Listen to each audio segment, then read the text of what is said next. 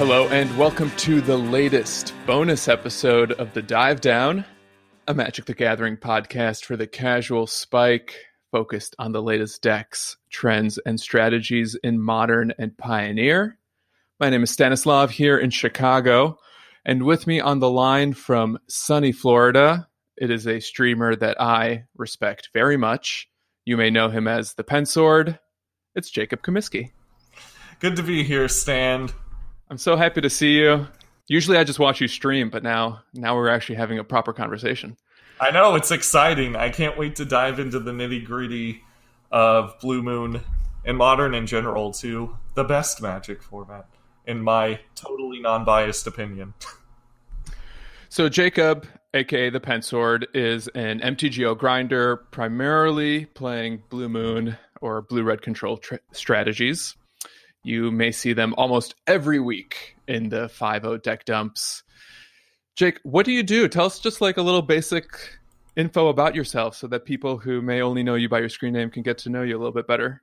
Sure, absolutely. So when I'm not playing Magic the Gathering or streaming some Blue Moon, I work as a paraprofessional at a school that's pretty close to where I live. Education, teaching people has always been my passion. I've wanted to work in education since I was like 8 years old. And unfortunately, I was stuck doing retail for a very, very long period of time and just recently got my teaching certification. So kind of starting a new life as of late. I really, really enjoy education, and that's kind of the philosophy I take in regards to my streaming as well. I like teaching people about this sort of underdog strategy, the ins and outs of it, to just sort of like make sure that people who are interested in the deck are well equipped to do well with it. That's something I really, really enjoy doing. I play a lot of video games, watch a lot of anime. I know, crazy hobbies for somebody that plays Magic the Gathering, but what I lack in originality, I make up for in sincerity. I love everything that I do, be it Magic, my job, hanging out with my wife, Hannah, and my cat, Morgana, and just, that's basically all that I can think of. I'd love to hear it. It's a lot of Magic the Gathering, don't get me wrong, but I find other ways to keep myself entertained. How long have you been playing Magic? So it'd be about, I started playing sophomore year of college after a poetry slam that I did, because that was another thing I was really into, was just writing. And my friend Nick, let's just call him Nick, came up to me with these Magic cards and was like, I discovered this great new game, it's really, really fun. And I was skeptical at first. And I was like, okay, I'll give it a shot. And the deck he lent me had a copy of Counterspell in it. Okay. And I countered, I think, his big dumb green creature, and I felt like a god, and from that point on, I was hooked. So I've been playing 7 years, but I started playing competitively about 3 years ago. What do you mean by competitive? Is that exclusive to MTGO or even at the LGS level? Well, I played a little bit at the LGS, like pre-releases, F&M, stuff like that, but I didn't really research my deck choices and construct my decks competently. But about 3 years ago, I'm like, okay, I really, really want to make myself better at this game. What's something that I can do to actually improve? And I thought, I need to play against better people. And I need to lose a whole lot, and I need to ask myself why I'm losing, and just really, really focus on deck construction, my play mistakes, stuff like that. And I heard about Magic the Gathering online, that people play it a bunch, and that the best players in the world tend to practice in that sort of interface. And I thought, you know what? I'll throw my hand into the ring. I'll see how I do. And it was really, really rough at first. But defeat and losing is a really excellent teacher. And eventually I started getting pretty good, if I do say so myself, and learning a lot from my mistakes. And I decided, okay, I want to be the Blue Moon guy. I want to really work on this deck because it has the playstyle I enjoy the most. Let's just put our nose to the grindstone, really commit to this. And now we're at the point where we're at right now. And I could consider myself a competitive player, pretty competent one. But it was really that decision to play online and to look at my mistakes objectively that I think was my transition from being a casual player to a competitive one. Do you think there are any specific level up moments that you can identify as like, once I started thinking about the game in a certain way, it started to improve my competitive play?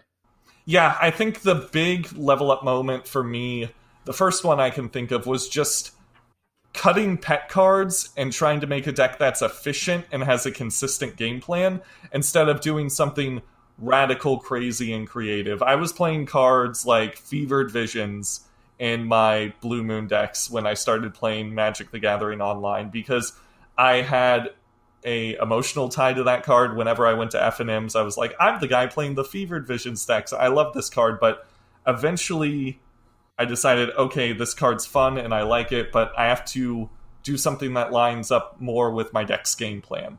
I gotta be objective. I gotta ask myself what cards actually work best, and I gotta put those cards in, even if I don't enjoy playing with them as much. Sure. So just cutting the pet cards, cutting the cute interactions in favor of just raw efficiency and power level. That decision was my first big level up moment.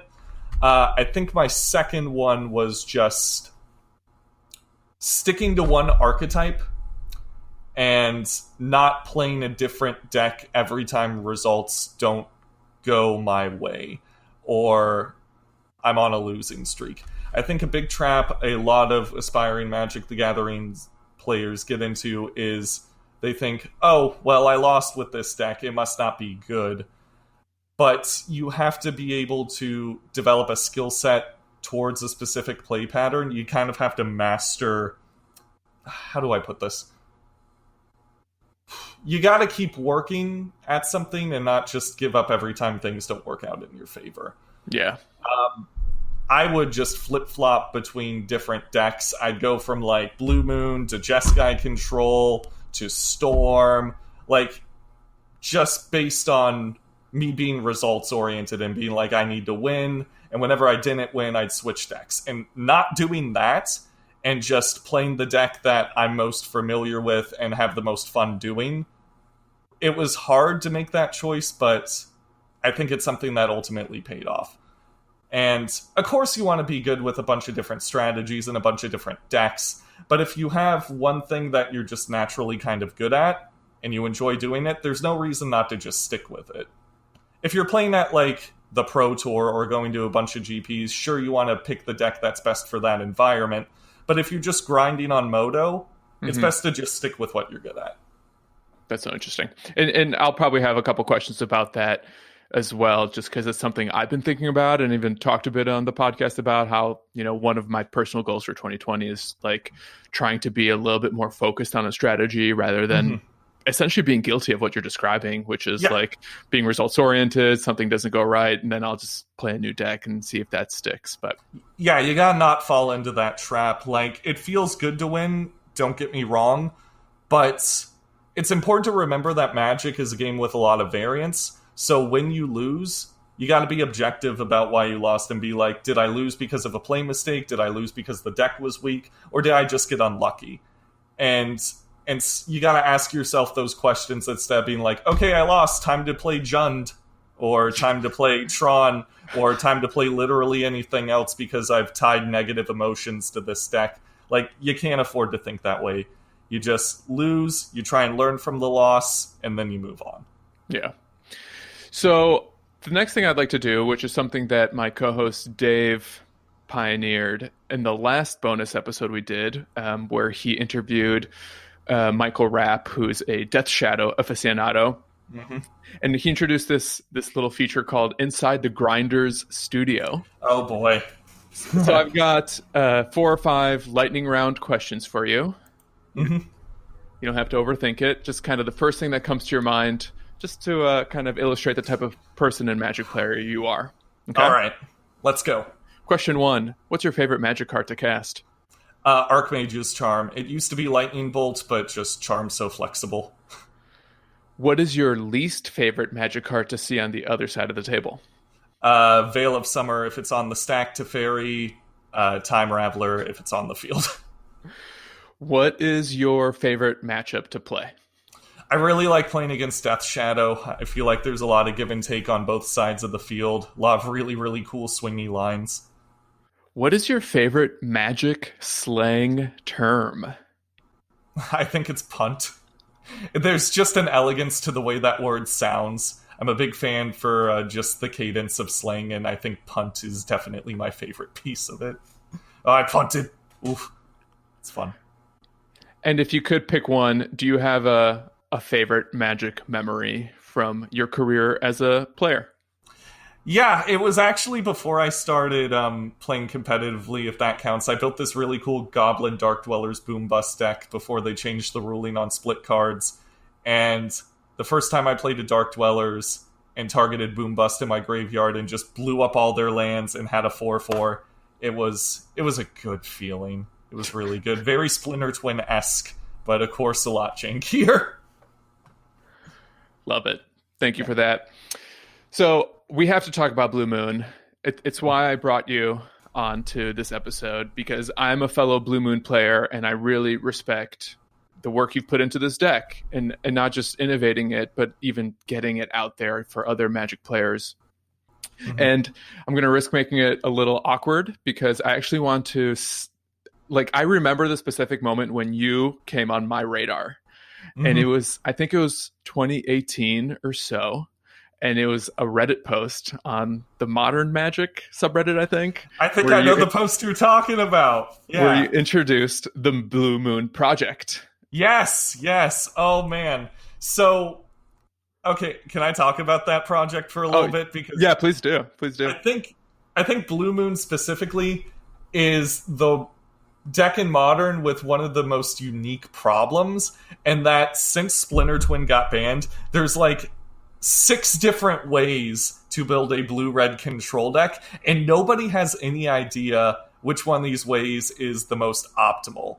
And Blue Moon players, at least in my experience, haven't really put forth a lot of effort to figure out whether it's most efficient to run something like Through the Breach or Thing in the Ice plus a bunch of interaction, or a Wizards build or a Delver build, or Kiki Jiki. There's all these different ways you can play Blue Moon and Blue-Red Control, but because the pros aren't interested in playing the deck, and none of the people playing on Moto are actually collecting data for it, we're just sort of in this Blue Moon purgatory where people play their favorite builds regardless of how optimal they are. So I looked at this and I was like, okay, I'm frustrated with bouncing back between Kiki Jiki, Madcap combo, Thing in the Ice. I want data to figure out which one of these builds is the best. So my game plan for the Blue Moon project was to play an absurd amount of matches with each of the archetypes. I'm talking 200, 300 matches with Thing in the Ice, Breach, Madcap, just all the things. And I did that for 2 of them, I believe. I did a big chunk of data for Thing in the Ice, Blue Moon, and I did a bit smaller chunk of data for the Kiki Jiki builds.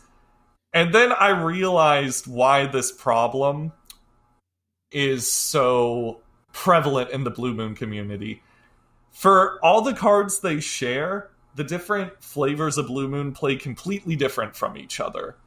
And I cannot play Through the Breach consistently without getting emotionally exhausted. Yeah. And I feel as if there's a big chunk of the Blue Moon community that feels the same way about something like Madcap Experiment, or the Thing in the Ice builds, or the Kiki Jiki builds.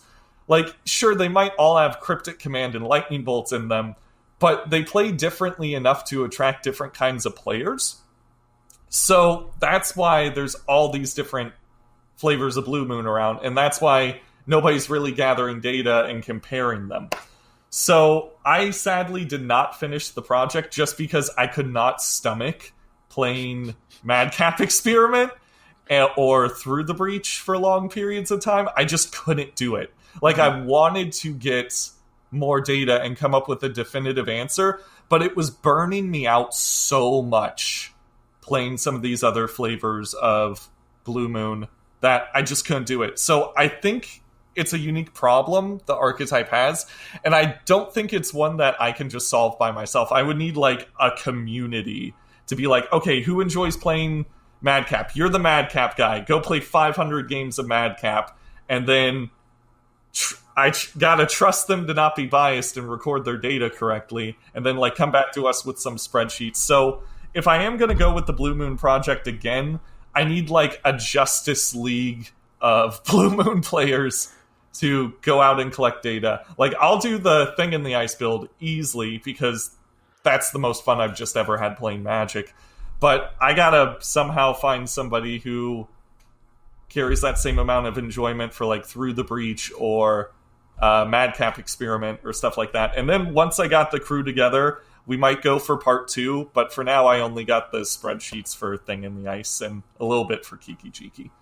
So one of the things that is interesting to me hearing you say that is, A, I know you've been playing a lot of Through the Breach lately. Yeah. And B, I wonder if there's no ideal build of Blue Moon, and whether it's one of those decks that, because it has all these different axes and avenues and, win cons that you can tap into, whether it kind of becomes a meta-dependent win con that you get to package with all these other interactive control spells.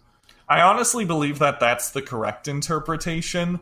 Just in some metas, Through the Breach is going to be better. In some metas, Madcap's going to be better. In some metas, even Delver. Okay, maybe not Delver. Maybe Delver. The point, but that is a good way to put it. Just what you choose to win with in your blue-red control deck might be entirely meta-dependent. So my goals with the Blue Moon Project might have been idealistic from the get-go. But I wanted to see if it's something that could have a solution, And some of the builds, like the Thing in the Ice build, can kind of tango in about any meta, because that's how they're designed just by default. They have the most flexible, the most interactive spells. But Through the Breach might just be better in some metas, or the clunkiness might not be able to tango in a meta filled with something like Jund or Death Shadow. Like if you're playing against Thoughtseize decks every other match, then that's probably a meta that's not too friendly to the combo builds. Or if everybody's just trying to goldfish you, maybe you should run the combo builds, because that little piece of interaction might help stave off their combo long enough for you to get your combo going. So it might just be meta-dependent, is the honest truth. But I'm a sucker for data, and I wanted to get some data and figure out, at least for that meta, what the correct deck was. But because the meta is always changing, it might have been a fruitless endeavor from the get-go. But it is a thing that happens, I think, specifically with Blue Moon and not with other control decks like Blue-White Control. Because when you build a Blue-White Control deck, there's only X number of spells that you can possibly play. Like, you're going to have to play Path to Exile. You're probably going to have to play Supreme Verdict and Jace. Like, a lot of the choices are already made for you. Mm-hmm. And there's a lot of people working on that deck. So you got a lot more people figuring out what the optimal spells are. But with Blue Moon, the community's just kind of all over the place. And I was hoping to bring the community together so that we could get a consensus on what the best build would be. But maybe there isn't a best build. Maybe you're right, and it's just meta-dependent. I've been thinking lately about what makes up the core of a Blue Moon deck. Like, where do you start? And one of the things that I see as almost a common denominator among all these decks is just 12 cards. And it's really Snapcaster Mage, Lightning Bolt, and Opt. Yes. And do you think there are other cards that, are always going to be consistent for a Blue Moon deck? I think that Archmage's Charm is quickly ascending to that status. My impulse is to say something like Cryptic Command, but if you got Is It Wizards or the Delver decks, like, you're running so low to the ground that Cryptic might not even be a good card in those decks. But Archmage's Charm is kind of getting to that point. I've been seeing Through the Breach decks, Thing in the Ice decks, Kiki Jiki decks even, that are trying to make Archmage's Charm works. They're really, really good in the Delver decks because that's sort of where your curve ends, is at 3. And it does just enough at 3 to give you a decent late game. So I think Charm is quickly becoming a core of that. But yeah, I think what you said is right. It's just Snapcaster Mage, Bolt, and Opt. And from there on, the card choices you make sort of create a decision tree. And where you end up on that tree is what version of Blue Moon you're playing. Like, if you want a combo finish, your options are like Madcap, Kiki Chiki, and Breach. If you just want to run more interaction, it's like Delver or Thing in the Ice. And what choices you make from that point onward shows where you're going to end up.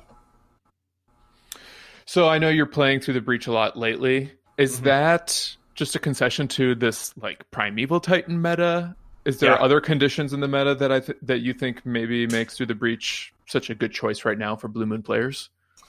I think a lot of decks right now in Modern are just trying to goldfish each other. The obvious example is something like the Primeval Titan deck, sure. But Storm's kind of making a resurgence. Ad Nauseum's being played a lot too, for some reason. I'm not big brain enough to understand why. It's probably a good meta choice. But because a lot of decks are trying to goldfish each other and not run a whole lot of interaction, it was like I was saying earlier, the little amount of interaction you run in Through the Breach buys you enough time to get to turn 5 and combo off. But I think even more than just like the meta lining up really, really well to having a 15-15 that blows up 6 lands in a Primeval Titan meta is the addition of Omen of the Sea, just allowing you to not only play completely at instant speed in that deck, but also dig way deeper for your combo than you ever could have before. I think being able to preordain, whenever you want and look for whatever piece of the combo you're missing, and also scry later on to either finish off your opponent after you threw Emrakul at them, or to look for the piece of the combo you're missing. It's just a great way to use your mana on the turns where your opponent's too afraid to do anything because you're representing Cryptic. You can be like, okay, you didn't do anything, I guess I'll scry too. And it's like, oh look, Through the Breach is on top. We're good to go next turn. So Omen of the Sea has been a really interesting inclusion for that deck.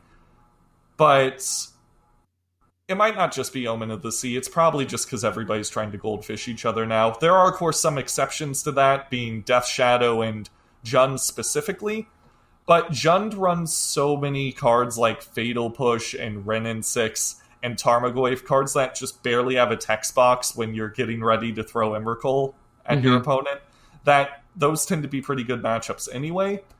Death Shadow is probably the worst matchup for Through the Breach right now, but there's a lot of stuff that it's just really, really favored against. The big problem with Through the Breach, though, is that deck just wants to lose to itself really, really badly, because your combo pieces don't actually do anything by themselves. Through the Breach is like a deck where a bunch of your cards are like noisy kids running into each other and trying to yell and scream at each other. And you got cards like Opt and Omen of the Sea that are just like trying to keep everything together long enough for things to work out. Like, the deck, more so than any other deck in Modern I've played, is just at ends with itself. And it creates leagues where you either run super, super hot or just 2-3 or 1-4, and the deck feels unplayable. And because of that, it's really, really emotionally taxing. So while I would say it's well positioned in this meta, I will also say that's not for everybody. Because those games where your opening hand is just like 2 lands, 3 Emrakuls, a Through the Breach, and an Opt, just make you think, yeah, this deck might not be good. But then you get the hands where everything works out and it's fine. So the biggest enemy Through the Breach has in this meta is the same as before Omen of the Sea was printed. It's just itself. Through the Breach's biggest enemy is the way the deck unfortunately has to be constructed. But when it's hot, it's really hot, and it feels pretty unbeatable.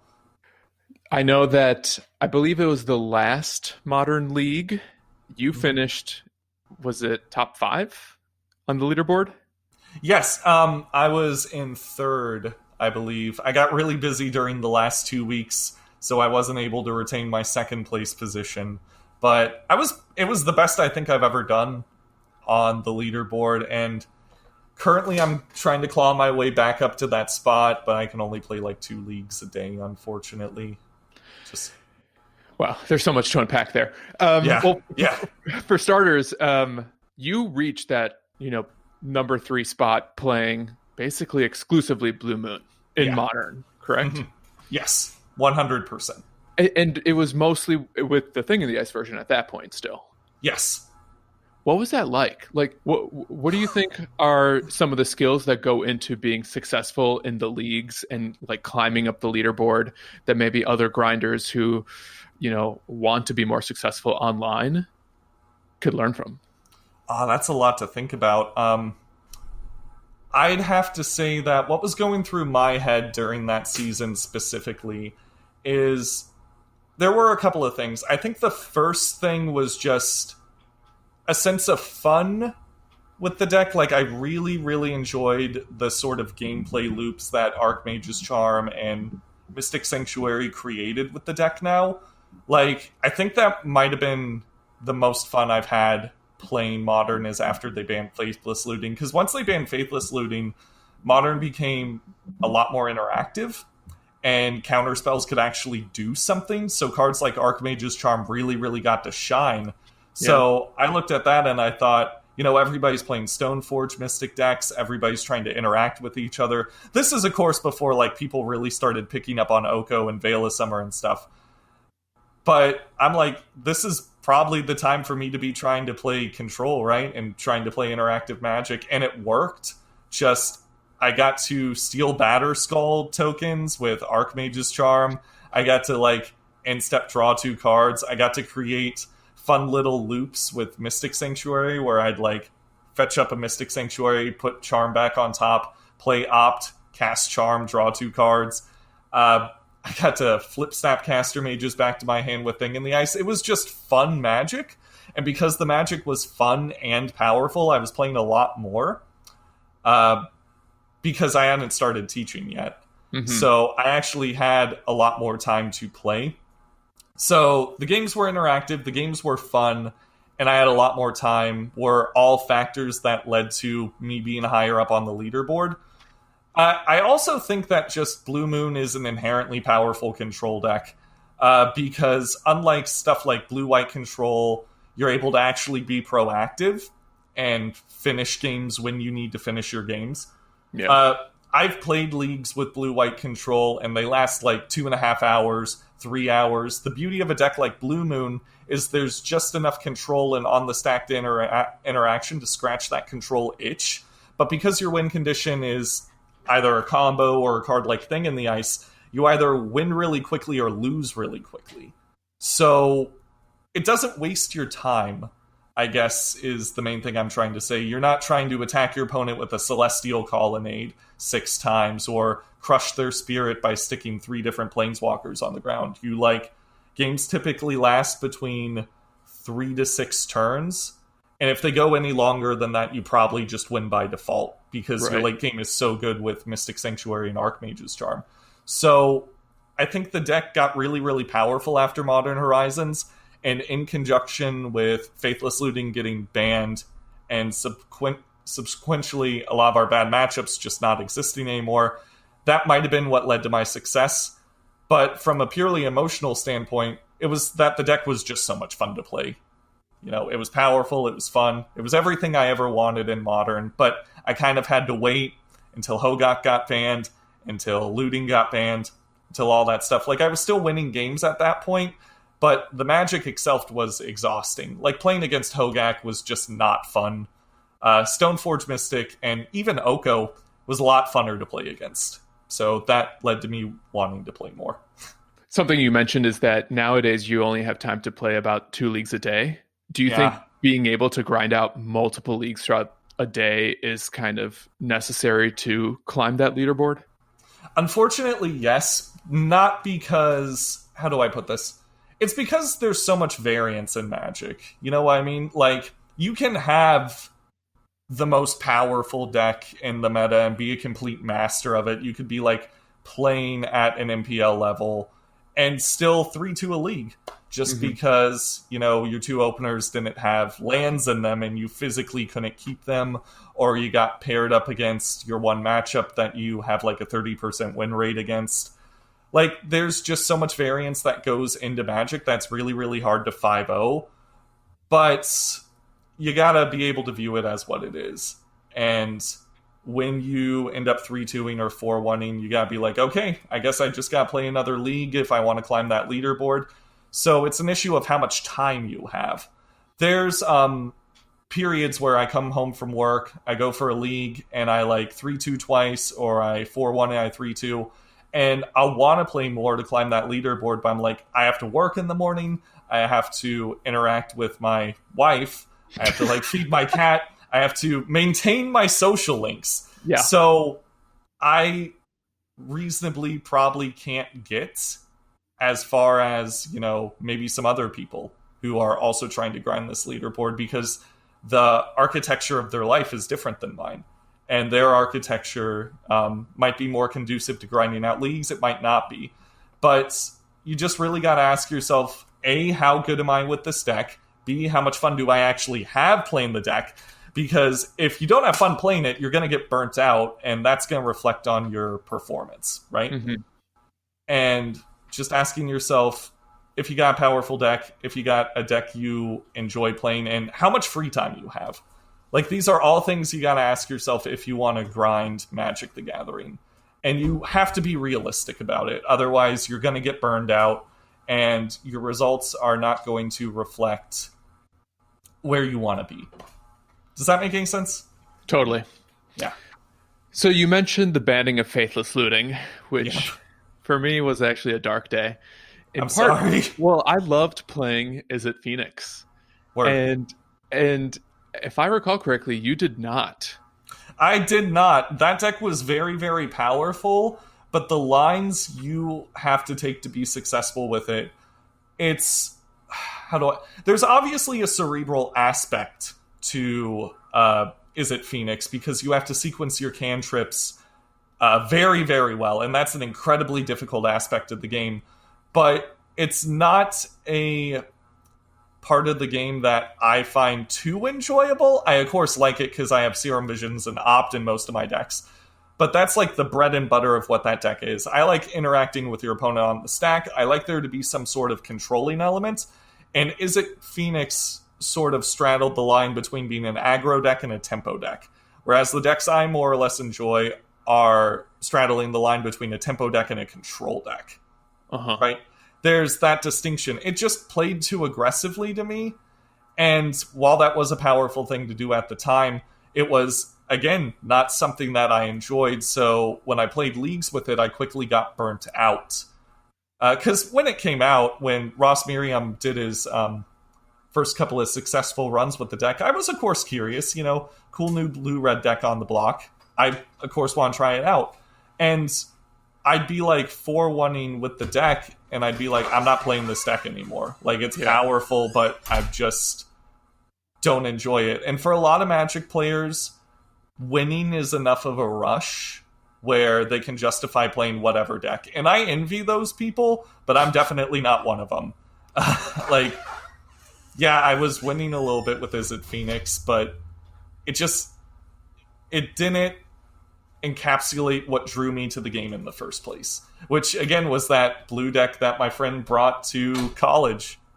I needed something with a control element to it. I get that. I love counterspells, and original counterspell is actually one of my favorite Magic cards of all time, and I was really disappointed when we didn't get it in Modern Horizons, because everyone and their mom thought we were finally getting counterspell. Man, instead we got Archmage's Charm. Yeah, it's bittersweet, right? Because the hype behind Counterspell being printed in that set was so high, and when the spoiler season was completed and there were no Counterspells, I for one was pretty disappointed. Mm-hmm. But I also had hope because I just saw Archmage's Charm and I was like, okay, that card does everything that I could possibly want in an interactive spell. So as long as it doesn't stink and I can slot it into, a decent blue-red control deck, maybe that'll be enough to numb the pain of not having Counterspell legal in this format for some reason. And it eventually was fine, but... What do you think Modern would be like if we had Counterspell? I actually don't think it would be that different. I think people would, of course, run it because the hype of having Counterspell printed would just inspire a lot of people to jump on Moto again, slot that card into their deck. But I think Magic players are really, really smart, and they would make counter decisions in the meta to combat the sudden blooming of control decks. Kind of like how when Stoneforge Mystic was unbanned, all the control players were packing like 2 to 3 spell snares in their main deck. Yeah. Except with Counterspell, people would be playing Cavern of Souls and Teferi and Veil of Summer. We'd probably get a couple of decks with main deck Veil of Summer, and that's just not the kind of Magic that I really enjoy playing. I think a bunch of those cards are huge design mistakes that invalidate an entire archetype of the game. So I honestly feel like if Counterspell got printed, for a short period of time at least, Modern would be excruciating for me to play against. I'm sure I could run something like Ether Gust to counteract all the Cavern of Souls Primeval Titan decks that would crop up as a result of that. But I don't even know if the card is that much better than Deprive. Right. Like, it's a bit more down the middle, because with a card like Deprive, that card is almost Counterspell when you have Mystic Sanctuary legal in the format, except it has much higher highs and much lower lows. Whereas Counterspell is just like a generically good card. And I hope we get to talk about Deprive Mystic Sanctuary a little bit, because that is just, it's absolute gas. And it's almost like having Counterspell in the format, but not really. It's like having Counterspell in a better Isochron Scepter. Yeah, exactly, because with Isochron Scepter, you run the risk of 2-for-1ing yourself. Mm-hmm. But because lands are notoriously difficult to interact with, you just you counter their spell, pick up your Mystic Sanctuary, play it again, and congrats! You have a soft lock, just like that. And what a cool thing to have in your late game. A lot of people were calling for, like, Mystic Sanctuary to get banned once people started realizing how good it was. And all I could think is like, no, Control's been terrible for a while. Just give us this. Yeah. Just please. Just give us this one card. I love that lock, and a lot of my Blue Moon testing and like my own personal innovations and experimentations have really been around having 3 Deprive and, like 8 fetches, and I think 2 to 3 Mystic Sanctuaries is kind of like its own little sub package next to the Snapcaster Opt Bolt package we mentioned earlier. Mm-hmm. So I'm happy to hear that you're a fan of it too. Though yes. I don't think you're playing it in Breach. Oh god, no, because the thing about Breach is you really, really want to get to 5 mana so that you can slam spaghetti into your opponent's face.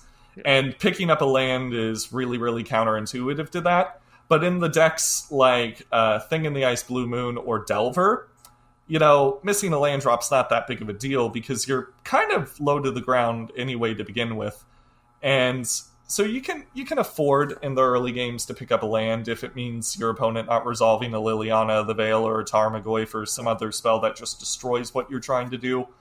So, yeah, it works a little bit better in the non-combo builds, I would say, because with Thing in the Ice, Blue Moon specifically, you have all these little packages that synergize with each other. You got the Snapcaster Mage package, of course. You got the Deprived Mystic Sanctuary package. You got the Thing in the Ice package. And all of them sort of work together to create situations that are really, really difficult for your opponent to navigate.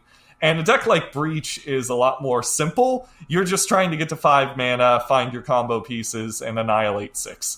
So you don't need those packages as much. If that makes any sense. Totally. I want to take a little trip down memory lane with you to the far-off year of 2019. It feels like ages ago. It really does. I want to list some what a time. Yeah, it was a good time, I think, in retrospect, depending on who you ask. And I want to read off some of the cards that we, as Blue Moon players, got last year. Mm-hmm. Force of Negation, Oof. Archmage's Charm, Mystic Sanctuary, Mystical Dispute, Brazen Borrower, Royal Scions. Mm-hmm. Honestly, there may be more that I'm forgetting. Magmatic Sinkhole, my dude. That course. Card is nuts. How much did 2019, especially after the banning of Faithless Looting, help elevate Blue Moon? This deck is now on the radar because of those new cards, because the power creep in Modern specifically has been so absurd that if Blue Moon didn't get some of that love as well, we probably wouldn't be existing from a competitive standpoint. It was like Blue Moon Horizons. It really was, because they just printed all these incredible interactive spells that almost exclusively could go in our deck. Like, yeah, Blue-White Control tried running Archmage's Charm for a little bit, and it was cute, but they have to run Field of Ruin to deal with the lands, so that, of course, created some strains in their mana base, so they couldn't effectively run it. But we get to run Blood Moon, so that's our land hate, kind of, so we had enough islands to cast Archmage's Charm. I mean, every blue deck is probably running Force of Negation at that point. Like, that card's just generically good, but a card like Magmatic Sinkhole, we run so many one-mana cantrips, that's really easy to fill up our graveyard, so we're almost always able to get that online by turn 3, and then the late game, it's the best removal spell in the format, because you just delve away a couple of fetch lands and kill whatever's bothering you for 1 mana. And because we don't run Path to Exile, being able to have a spell in your deck that kills creatures like Thought-Knot Seer and Tarmogoyf, it's just gas. And it even costs 1 mana, which is great when you're trying to flip Thing in the Ice. Thing in the Ice loves 1 mana spells. You can only really get it online in the late game, but that's fine. Like, it's still not something I would have guessed that they would have printed. Yeah. Like, Spoiler Season was such a fun time for me. Just because they kept blowing me away. Like, yeah, the opener with Force of Negation, I'm like, that's pretty good, but every blue deck's gonna be running it. Like, we'll add it to the 75, but there's nothing for us yet. And then Charm was spoiled. I'm like, okay, this is the moment. Yeah. If they don't print anything else, I'm fine. And then they finished it off with Sinkhole, and I'm like, this deck might actually be good now. Maybe. Like, I'm ready. I don't have to run Electrolyze anymore. How much do you love Omen of the Sea? And do you see yourself playing this in any other shells beyond the Through the Breach Blue Moon version? I think it's really, really good if you're digging for combo pieces, but unfortunately, I can't really see it working in something like Kiki Jiki, just because you're already running so many what's the word I'm thinking of? You're running so many creatures and like spells that can't be flashback with Snapcaster, that if you run Omen of the Sea in favor of something like Serum Visions, Snapcaster Mage is just going to be a 2-1 Ambush Viper a lot of the time. Like, there's a lot of deck restrictions in Kiki Jiki, I feel, because the combo package is... I don't want to say it's bigger. It might be bigger. It might be 9 cards, and some builds maybe 10. But none of those cards can be flashed back. Like Pestermite, Deceiver Exarch, Kiki Jiki... These are all cards that don't really work super well with Snapcaster Mage. Whereas with Through the Breach, you can at least put it back on top with Mystic Sanctuary if Jund makes you discard it, or flash it back with Snapcaster Mage. So you can afford to run a spell like Omen of the Sea that you can't flash back, doesn't really work well with Snappy Boy. The one other build of Blue Moon I could see Omen of the Sea being run in is Madcap Experiment, either with Platinum Imperion or Platinum Angel, but... Spoilers, I don't think those builds are very, very good. They don't set you up to win the game as well as something like Emrakul. So while you could theoretically use Omen of the Sea in those decks to find your combo pieces, you could also just be playing a better build of Blue Moon, one that's more consistent, one that has a combo payoff that just seals the deal for the most part. So it's possible. Maybe they print some sort of new combos in the future that Omen of the Sea really, really slots well into. But in a build like Thing in the Ice, Delver, I can't justify it. You kind of need instants and sorceries in those builds. One card that I think is still a little bit unexplored is Brineborn Cutthroat. Yes. And I like the interaction between those two cards, because Brineborn is just like a 4-for-4 replacement for Thing in the Ice. At least Brineborn triggers off of Omen of the Sea in a way that Thing in the Ice, simply does not. Yeah, that's true. It having Flash will trigger your Brineborn Cutthroats really, really well. I could see running Omen over something like Serum Visions in the decks that run Brineborn Cutthroat. There was a gentleman in our Discord who has been testing a Kiki Jiki build with Brineborn Cutthroat. Mm-hmm. And I don't know if he's explored Omen of the Sea at all, but could work. I want to talk a little bit about Brazen Borrower. Mm-hmm. Yes. And I know you've been playing V-Click and you're through the Breach decks, and I think in that shell it makes a lot of sense to play Vendilion Click, since, you know, if you have Emrakul in your hand and no Through the Breach, it feels so bad. Yes. Or two Emrakuls for that matter, or like a Platinum Empyrean, etc. Mm-hmm. Yes. Do you see V-Click getting much play outside of that type of shell, or is Borrower just like, you know, the end-all be-all replacement outside of those like combo-centric strategies? I think that it's not a replacement for V-Click. I think the cards perform... they look very, very similar on a surface level, right? Like they're 3/1 flash flying threats. That also interact somehow. Yes, that also interacts somehow. The key is how they interact. I think that Borrower exists mostly for the tempo versions of Blue-Red Control, and for some sort of combo deck, V-Click might just be better. Because the trepidation you have whenever you're playing a combo version of Blue Moon is, okay, do they have some way to interact with my combo? I need to go see if the coast is clear. And Vendilion Click is very, very good at that, as well as just getting rid of redundant pieces of the combo in your hand. Whereas something like Brazen Borrower, you're trying to just kind of tempo your opponent out in those sort of decks. Petty Theft is an instant or a sorcery, which lines up really, really well with Thing in the Ice. It's not so good in Delver, because when you reveal it off the top, it's still unfortunately a creature, so it can't flip your Delvers. But if you have something like a Young Pyromancer in your Delver deck, you'll be able to get a 1/1 token by casting Petty Theft. So, while the cards look very similar, I don't think Borrower is a straight-up replacement for Vendilion Click in a lot of shells. You just have to ask yourself, am I trying to win with a combo, or am I trying to tempo my opponent out? Yeah. And if you're trying to tempo them out, Brazen Borrower, more times than not, is the correct choice. But if you're running a combo deck, V-Click just provides so much utility that it makes sense to run that over Borrower, I feel. There's probably a lot more nuance to that, but that's the Reader's Digest version of my opinions on those cards. They're both incredibly powerful. They just belong in different shells. How often do you encounter Blue Moon mirrors online? Way more than I did at the start of 2019, which warms my heart. I get a lot of people messaging me before games being like, you! And I'm like, me! Yeah! And then they say something like, you're the reason I'm playing this deck, and it melts my heart. Oh, wow. Like, I feel really, really good about that. And the Blue Moon mirrors are so fun, because every single decision just really has a lot of weight and consequence. Because you're likely running similar power level cards. Sometimes Blue Moon mirrors, it's whoever resolves a cryptic command successfully first. That will sort of dictate the flow of the game. Or whoever resolves a flash threat that they're able to protect. They feel over a lot quicker than I think other control mirrors might, because your catch-up tools in Blue-Red aren't as good, so it's all about just like keeping the tempo and then preserving that.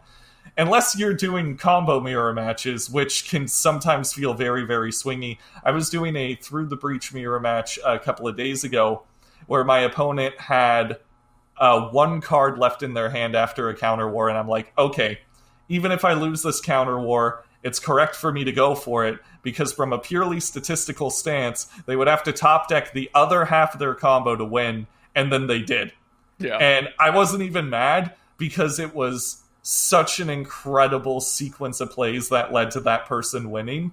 So the combo mirror matches are incredibly swingy and fun, and you gotta take really, really big risks, whereas the tempo mirror matches are just sort of like players power up for like 8 turns before somebody makes a move, and then the pace of the game is dictated on whether that move lands or not.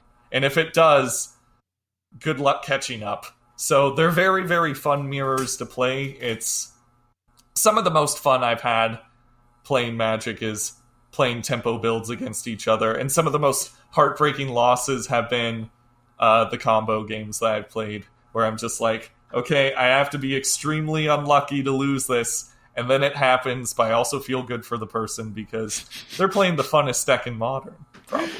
That's what makes you a good teacher. I hope. I hope so. When you watch other people play Blue Moon, whether it's against you or, maybe even streamers or whatever, are there like general mistakes or best practices that you observe that you think people can learn from someone who plays a lot of Blue Moon that may be unintuitive at first? Yeah, I think a lot of people switch from other control decks to Blue Moon depending on the ebb and flow of the meta. And the thing about other control decks, specifically blue-white control, 5-color Niv Mizzet, stuff like that, is your big power plays involve you tapping out.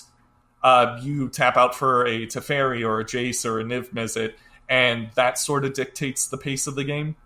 So I think a lot of control players jump into Blue Moon thinking, oh, I have a thing in the ice in my hand on turn 2. I need to tap out to play that, because that's how I'm going to win. Or I have a Blood Moon against my Jund opponent. I should play that on turn 3.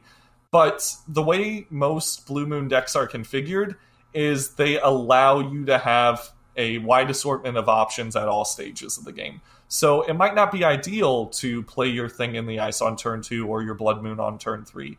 It might behoove you to sort of see what your opponent does. Maybe you play an Archmage's Charm on there instead playing the Blood Moon, because it'll find you more blue sources, so when you play that Blood Moon, you're not able to lock yourself out of the game as easy. Maybe your opponent could have a Fatal Push or some way to interact with your thing in the ice, and you don't want to give them that tempo by playing it on turn 2. But I just see a lot of people feeding their thing in the ices to Fatal Pushes and playing their Blood Moons, and then get blown out when their opponent plays a basic and then casts like Bloodbraid Elf or something, and it's hard to watch. So I think the best piece of advice I can give new Blue Moon players is, just because you have a threat in your hand or a powerful card, don't feel compelled to play that on your main phase. A big chunk of the Blue Moon suite of interactive spells encourage you to just play at instant speed. Mm-hmm. When you're absolutely certain that playing that thing in the ice will benefit you, go for it. Until then, just really assess the context of the situation and don't get into automatic play patterns that are the result of playing other control decks, because it's a whole different ball game here. Yeah. You don't gotta tap out for your Teferi or your Niv Mizzet or anything here. You can take your time. And then once you successfully resolve your threat, then you can sort of like switch into overdrive and try to close that game out quickly.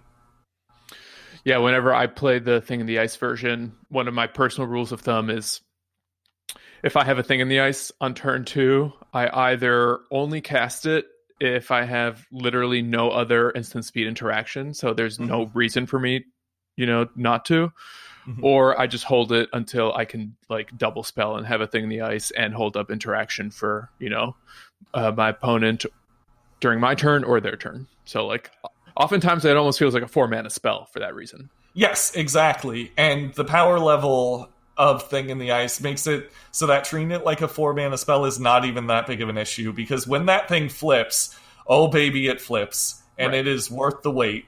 And you can wait for it. I think that's a really, really good way to view that card. People have a very, very... Well, new Magic players have a very, very, I feel, black and white view of how they should play their cards. But you gotta view these things in the larger context and just set yourself up for play patterns that don't result in you getting blown out. Yeah. Don't blow yourself out, because your catch-up tools are not great. Your catch-up tools are like Magmatic Sinkhole, and that's it. So don't put yourself in a position where you get blown out, I guess would be the best piece of advice I could give. Because if it can happen, it likely will. And that's not always the case. Sometimes you gotta take risks, but if your opponent can sense that you're playing Blue Moon, they're likely sandbagging a basic. Just keep it in mind. I would be curious to hear a little bit about your philosophy and method toward both testing and innovating the deck. Because one thing that you do that I find really interesting and impressive is you're willing to almost use any tool to solve a problem. Mhm. So something that I remember you did a couple months ago was you started playing Spreading Seas. Yes. Because E-Tron was such a scourge online. Mhm. And I think for a lot of Blue Moon players, they may have been unintuitive because similar to Omen of the Sea, it like seemingly triggers nothing beyond just like giving you a little bit of extra land hate and a cantrip. Mhm. What's your approach to like pulling in new cards? How often do you start looking for these unusual solutions to problems that people might experience in a meta? Well, I feel like my process has just... You have to have the mentality that you can be wrong about things, I suppose. And you have to be willing to experiment and take risks, even if it results in frustrating play patterns in leagues that are somewhat miserable. Like, it's an excruciating process testing out new cards to solve these sort of problems, because you honestly don't know how it's going to go until you get the ball rolling and play some games of Magic. But it's better than doing nothing and waiting for somebody else to solve your problem. And there's not a whole lot of players in the Blue Moon community. So if you want a problem, you can't wait for some pro to go and solve it for you. You got to be the one to test those new cards. And if it works out, great. And if it doesn't, oh well, at least you tried. You have to have the mentality, you have to be able to forgive yourself for trying out new ideas. And I feel like a lot of Magic players are just like, okay, I'll just wait for something to get banned, or I'll wait for the meta to shift. And if you want to experiment, if you want to innovate, you have to be okay with taking matters into your own hands and being wrong. The Spreading Seas thing in response to E-Tron, it worked out great for me for a very, very long time. Eventually, I ended up dropping that build because Spreading Seas was just dead against a lot of different decks. But it did solve the problem of E-Tron, which is what my goal was when I made that choice. So in that respect, it was very, very satisfying. But for every story like that, there's a bunch of other failures, a bunch of other wacky ideas that don't work out. And instead of thinking something like, oh, I'm a terrible Magic player, I'm a fool for thinking, this could work, whatever, you gotta be like, okay, that didn't work, let's move on, let's explore the card pool and see if there are cards I can put in my deck that solve this problem without taking away the deck's competitive advantage. So it's all about just being patient with yourself and trying new things and taking matters into your own hands, I feel. Does that make any sense? Yeah, I mean, I think that's great advice. It reminds me a little bit of kind of like the mindset of just brewing in general, where you kind of see the landscape in front of you and then try to either find a way to navigate that landscape for success, or seeing it from like a tool's perspective. And it's like, here, I have these really powerful cards, and now I just need to find the right shell to make them work. Yes. And if the tools don't exist to solve an issue that you currently have, the next piece of advice I'd give is just be okay with that being a bad matchup. Like, I feel like especially with Modern, there's this bizarrely romanticized idea about having a deck that's good against everything. And even in like the most homogenized metas, those decks don't exist. You will not have a Modern deck that can beat everything. You have to be okay with just some matchups being very, very difficult. Like, maybe not even necessarily unwinnable, and just be like, okay, these colors don't have the tools to answer this problem. How do I deal with that emotionally? Do I switch to a different deck because I'm just sick of losing to that deck? Or do I be like, okay, Dredge is a hard matchup, so be it. Yeah. Yeah, you gotta be okay with not winning every game. What are some of the worst matchups for Blue Moon right now? I'd say still E-Tron, strangely enough, because there's still people playing that deck, even though Microcenthalatus got banned. There's probably just a lot of people that enjoy the playstyle, and it still has some really powerful lines. Any deck with Cavern of Souls, for the most part, with the exception of Amulet Titan, that matchup's pretty easy. E-Tron, graveyard-based decks like Dredge and Hogak, and maybe Burn. It really depends on whether you have Archmage's Charm in your hand or not for that matchup, and a quick way to close out the game. Yeah. Because especially against the mono-red versions of Burn, like the ones with lava darts and everything, Charm just stealing their prowess dudes after their like 5/6s is just such a blowout. Like, and it's not too hard to win from that point going forward. But anything that sort of cheats creatures into play without using the stack, or just has Cavern of Souls, I would say is a difficult matchup. Humans, maybe. It really depends on if you're able to interact with their Ether Vial or not. You end up losing game one against humans for the most part, but a lot of Blue Moon sideboards are constructed in such a way where they just are able to kill everything in games 2 and 3. Like, you bring in your Anger of the Gods, your Braids, and they just can't win games 2 and 3, so you should be fine.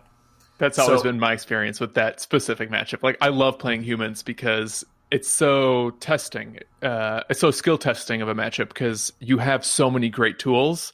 And it's just a matter of like sequencing things correctly, maybe mulliganing and sideboarding correctly. Exactly. They will likely steal game one because unless you somehow know your opponent is on humans beforehand, you might keep a hand that's like, oh man, 2 lands, Thing in the Ice, 3 remands or whatever. Let's go. And then they play Cavern, and you're like, well, yeah, this hand might have got there against a lot of other decks, but not this one. So you kind of you got your back against the wall, but you can do it. You just got to sequence well in games 2 and 3, and you should be good. So Cavern decks, Graveyard decks, those are the worst matchups. Control decks, it's a walk in the park. Mid-range, as long as you sequence your Archmage's Charm, Mystic Sanctuary loops correctly, you'll be okay. And yeah. All right, so now I want to switch gears a little bit. I appreciate all of your insight and experience that you've shared about Blue Moon. I'm curious to hear how you feel about Pioneer, because I can tell that you don't play a lot of it. No, I tried. I really did. There were some really, really interesting decks in Pioneer. I thought the Izzet and Soul deck was really, really fun. I played a couple of aggro decks, but I think the problem with Pioneer, and a big part of the reason I don't play it, is I really, really like interactive spells. And again, not trying to throw shade at Wizards of the Coast here, but I don't think it's a super controversial thing to say that they're just not interested in printing good interactive spells lately. You got like Fatal Push and Assassin's Trophy, and those are the only 2 really good interactive spells I can think of as of late. And the design philosophy has been, let's print threats and let's make them cool and flashy and like really difficult to deal with. And that sort of design philosophy has made Pioneer a format that's really uninteresting to me, because it just seems like all the games basically play out, I'm on the play, I stuck my threat, I stuck my combo, I win. Because outside of Black, where you have Fatal Push and Thoughtseize, there just aren't good tools to interact. The best counter spell in Pioneer is Censor. Like, are you kidding me? What about Absorb? Absorb costs 3 mana. Like, and the life gain isn't even relevant against decks like Breach or Inverter. It's just, if you are the kind of player that enjoys counter wars or like really interactive games of Magic, Pioneer is just not appealing. And I think it's something that's just baked into the bread of how the format's construction and recent changes in design philosophy. And if you enjoy Magic like that, that's awesome. And I'm happy you can enjoy a format when I can't. But I have to be able to interact with my opponent outside of the battlefield to really, really have fun playing Magic. So I can't do it. I just can't. Why isn't Pioneer blue-white control not interactive enough?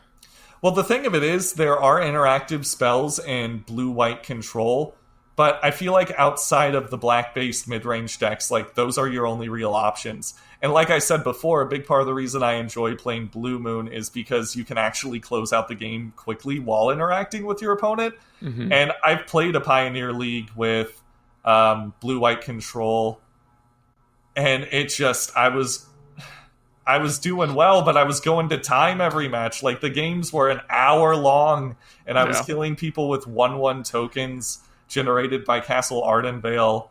And it's just like, I could be eating a sandwich right now. I could be like doing stuff, but I'm just like waiting for my opponent to concede, and it was exhausting. Like, yeah, there are interactive spells, but as somebody who's just played so much of Modern, I'm like, these interactive spells are not as efficient compared to the stuff I play in Modern. Like, the threats are all the same. I'm still playing 3 mana Teferi. I'm still playing, like, Big Teferi. I'm still playing Narset. Like, the only real difference I feel between blue-white control in Pioneer and blue-white control in Modern is the interaction in Modern is better. So why wouldn't I just play a more powerful and fun deck? Like, that's the big thing I kept thinking is, like, I was playing Pioneer blue-white control, and I'm thinking, why wouldn't I just play this in Modern?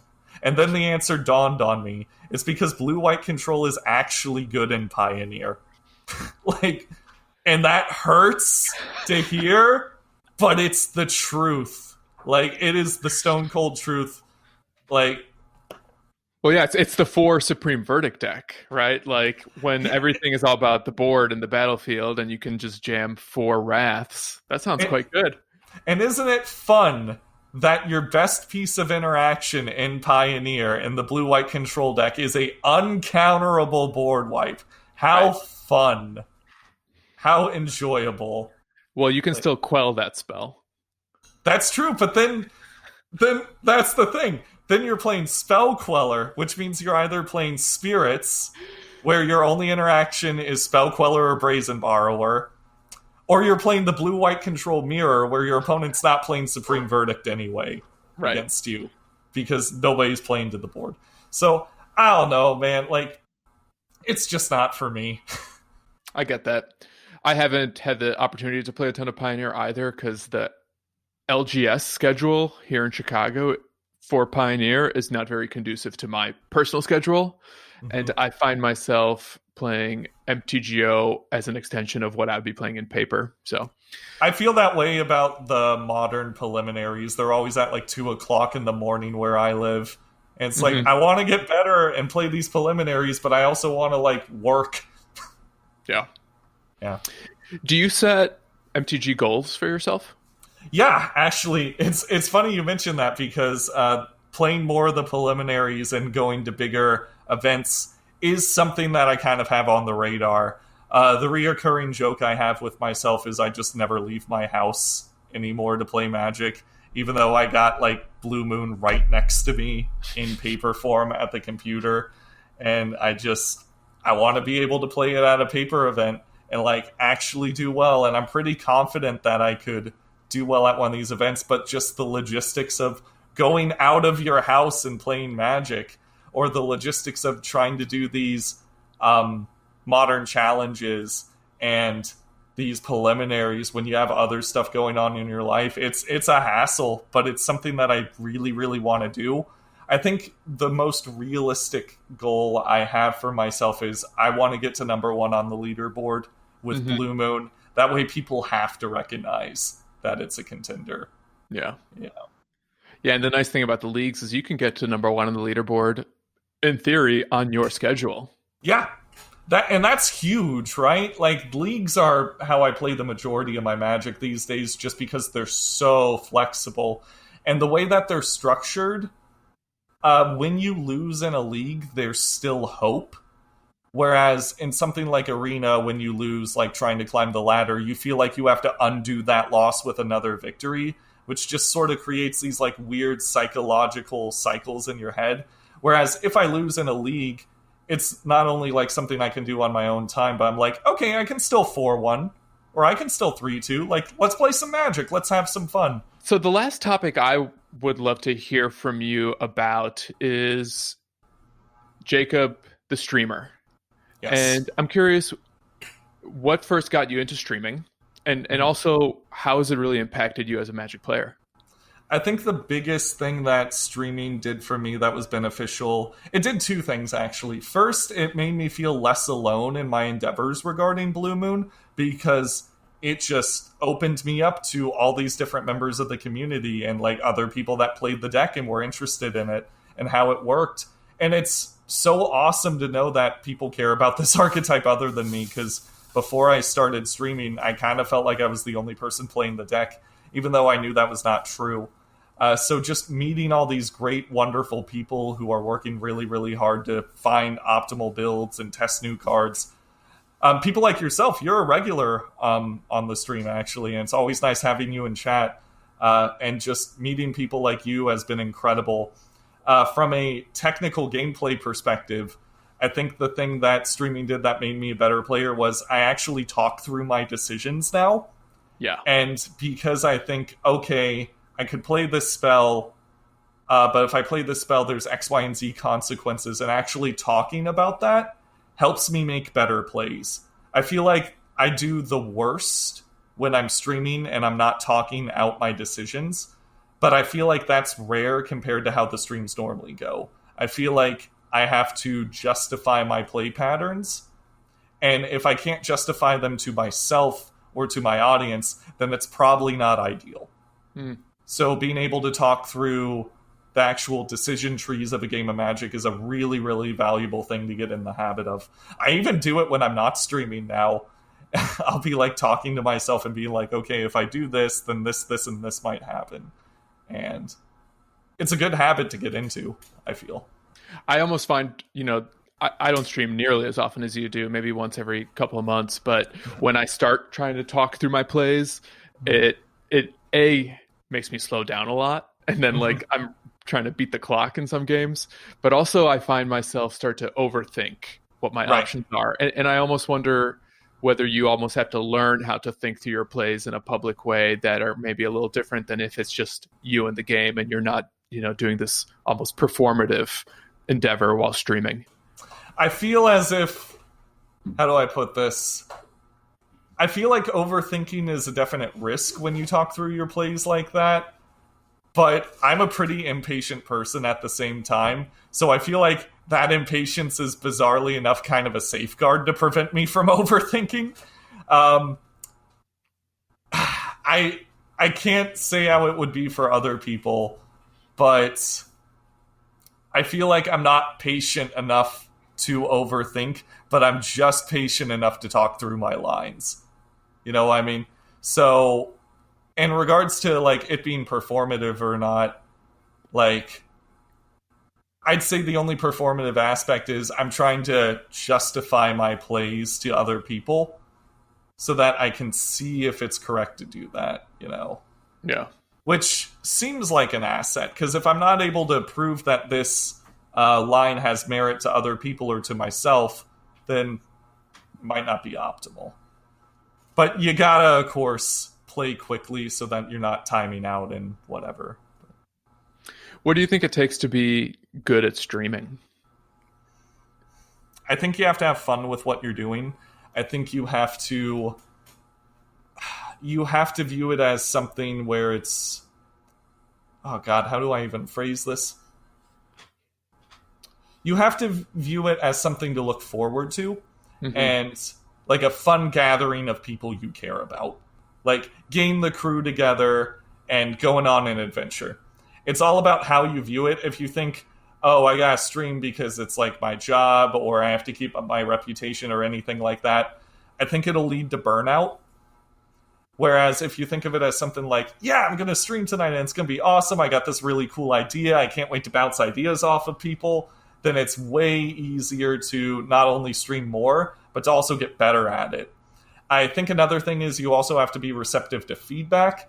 If you're doing something that you feel like isn't working and, might not be best for your audience or best for yourself, run that by people. Be like, do you think I should do this more? Do you think I should do this less? And be receptive to hearing answers that you may not be okay with. So you gotta be flexible, and you gotta actually enjoy what you're doing and look forward to it. And then I think the rest just comes naturally. I think because streaming is an inherently human experience, you're interacting with other people, a lot of the other stuff that leads to success is just organic. You know what I mean? If you're having fun, they're going to have fun. And if everybody's having fun, that will eventually lead to success. And what could be funner than playing rogue modern decks and working hard to try and make them succeed? That grind it's an adventure, and we're all still on it. So that's really, really cool. And I mean, I gotta say, from a personal perspective, I think you're doing a great job, man. I love watching you stream, in part because you play my favorite deck in Modern, and just interacting and chatting with you. It's always a good time. So I think now's a good opportunity for you to actually plug your stream and plug your online presence. Yeah, that'd be cool. I stream at Jacob Cumiskey at twitchtv.com. I believe that's the correct address. And I also have a Twitter where I do all my updates on the innovations and the new builds of Blue Moon that I'm working on, and that's at Cumiskey Jacob, so it's just my name but inversed. And if you're interested in following my streams at all, or how Blue Moon as an archetype is progressing, that's the first place to go. There's also a Blue Moon Discord, which I can probably throw a link your way at some point, and that's where just everybody congregates to throw new ideas at each other, to come back with tournament results and data, and figure out, how to adapt to certain metas. It takes us a little bit longer than some of the other decks, but we got a bunch of really cool, hardworking people over there at the Discord, and it's pretty fun. I also have a YouTube channel. If you just YouTube search Jacob Cumiskey, I should be the first person to pop up. It's just like me playing a bunch of different variations of Blue Moon. That's essentially my stream archive, or at least the streams I'm particularly proud of. And I think that's about all that I got going. I got the Twitter, the Discord, the Twitch channel, YouTube. Yeah, I think that's it. And I will include links to all of that in the show notes. So you'll be able to find Jacob through this episode once it goes up. Thank you for that. Before we wrap up, is there anything that we didn't get to talk about that you wanted to share? Anything on your mind? Heck, maybe even questions for me? The floor is now yours. Yeah, I do actually have a question for you. Why do you enjoy playing Blue Moon? What does that deck offer you in Modern that other decks of a similar ilk don't provide? Like, what's something that you really enjoy about it? For me, I know it's the flexibility of the spells and just having all these different decision trees that lead to big swingy plays. But what do you like about Blue Moon? The decisions are a big part of it, because one of the things that I enjoy about the Magic games that I look back on fondly is when I make choices that get me out of a sticky situation. Yes. And, in contrast, right now, for the next episode of the podcast, we are testing a bunch of Heliod company decks, which is... Oh, my cat's here. You have a cat! Yeah. I also have a cat, as I'm sure you know. Yeah. Hi, buddy. Heliod Company is obviously a good and proven deck, but there are some games where you just don't have any lines to your combo, and there's just nothing you can do, and you get run over because you draw lands or the wrong creatures. Also, your interaction is like walking ballista, and that's it, from my understanding of the deck. It's your one walking ballista, and sometimes it's your most important win con, and if you crack it or it's answered, you're just out of luck. Exactly. And with Blue Moon, I feel like there's a lot of games where you lose that you could have won if you made good choices. Yes. And I love that feeling. And like I said, Counterspell is one of my all-time favorite cards. Snapcaster and Bolt are up there as well. And really, I gotta say, there's different modes of play and different types of cards in Magic. And without question, my absolute favorite way to play Magic is at instant speed, ideally on my opponent's turn. Oh, yeah. That's what it's all about, my dude. It's so much fun. Totally. Whether it's, answering a threat that they play or flashing in like Brineborn Cutthroat or Pustermite. I just like doing draw, go, and then doing everything right after they've done it, and then just kind of moving on from there. Exactly. Because when you play at instant speed, that is something that inherently creates more decision trees, because your opponent might do something on their turn that completely changes the landscape of your game. And it's like you got a nice, juicy little puzzle to solve. Yeah. Because of that addition. And that completely changes the context of the cards in your hand. So by playing at instant speed, you get to make even more decisions. It's awesome.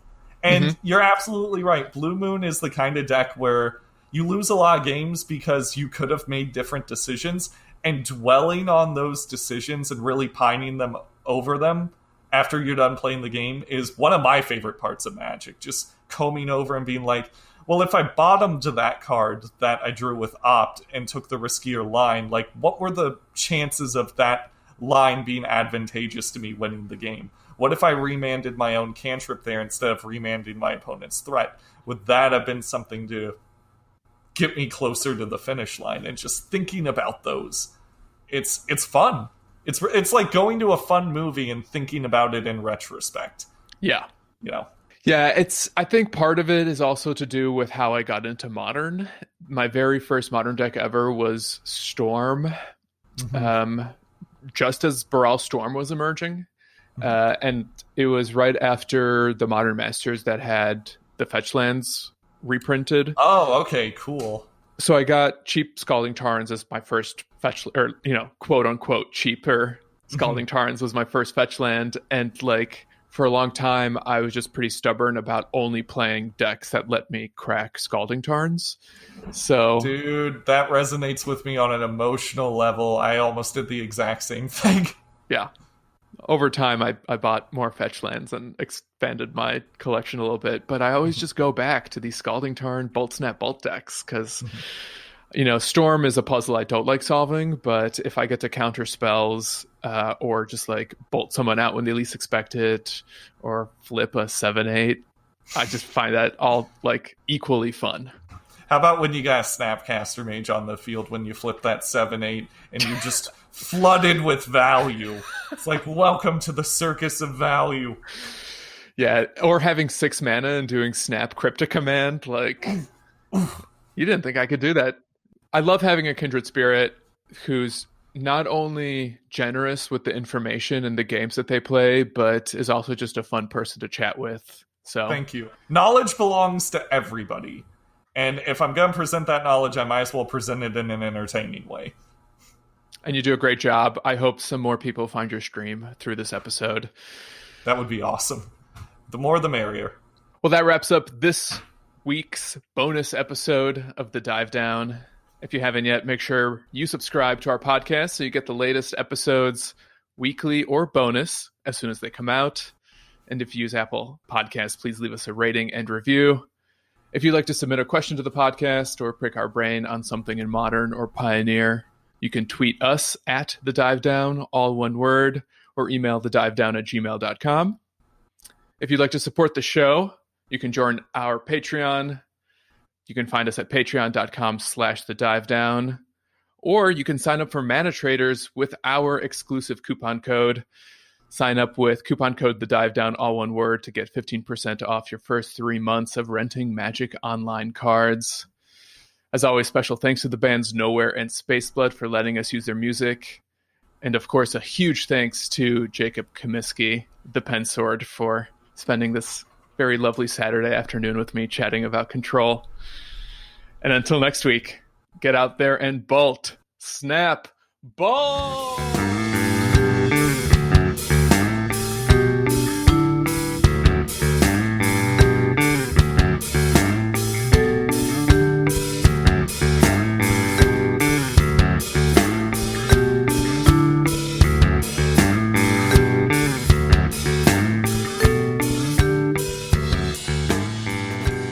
Oh, you're at 6? How interesting. Bolt, snap, bolt, bolt, snap, bolt.